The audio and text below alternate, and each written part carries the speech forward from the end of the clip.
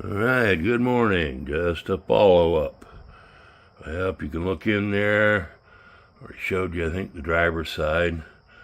All in, everything's hooked up, greased. That was a lot of fun.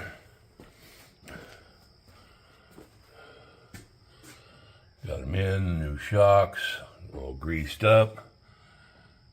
This side, same thing. New shocks, all greased up. And we got all the new stuff in here. Got a pretty cool little heim joint kind of thing here for the sway bar. I thought that was cool. Alright. That was a lot of fun. They're just bolted in. A little persuasion to get them in there. Tight tolerances getting the bottom ones in. A little persuasion with a big old hammer. But we got them in there, so I think next we're going to tackle our headers and exhaust, and we'll see how that goes. Alright, yep, got a little sticker shock. Got 10 foot of straight pipe to hook on the end here. They had the mufflers bolted right on the back of them long tubes. And they were on an angle right at the cross member for the tranny, and it was hanging real low, so I'm going to try to move them back. Plan was to get a complete exhaust from the headers back over the real wheels. That still may happen, but not at this time. This is supposed to be a driving project, and it's been up on the jack stands here for a while. So I want to get the headers in, hook up a few other things, and take her for a little drive and see how the front end works now. Alright, we will be back. Alright, good morning again. We're out in the garage. Took a day off yesterday. The old 61-year-old bones and back weren't agreeing with me. Anyway, I'm back out here, try her again today. Just a little update.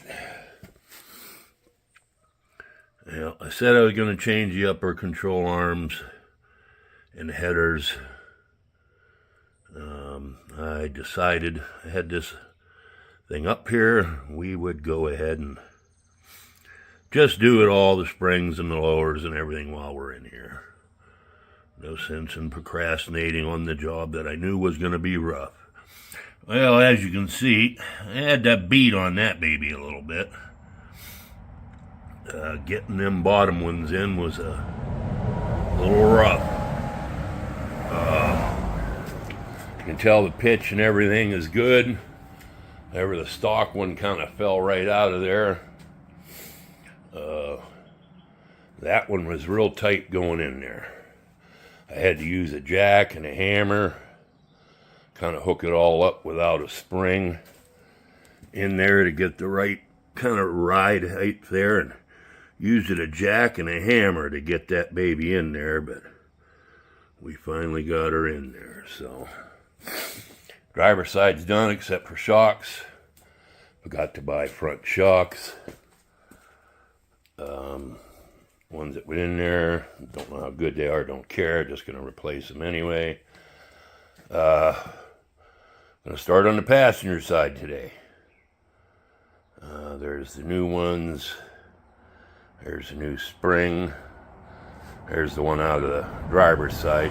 I just laid it there for comparison. Doesn't look like he lowered the front end any, like he did the back. I was expecting to find a coil cut out, or maybe he heated them up to drop it down because he wanted to drop the car. Doesn't look like they got any of that. Spring's still the original height. However, it is over 50 years old, so we're going to put a new one in there anyway. Alright, well, that's where we're at. We'll see how far we get. It took me almost a day and a half to do that side over there. I don't move quite as fast as I used to. But we kind of learnt from doing that one, so I'm hoping this side goes a little quicker. Alright, so that's what we're tackling today. These things are pretty straightforward. There's, like I said, many other videos on it. I'm not here to inform anybody unless I see something that might help that I haven't seen on a video. I like watching just to see how other people do things.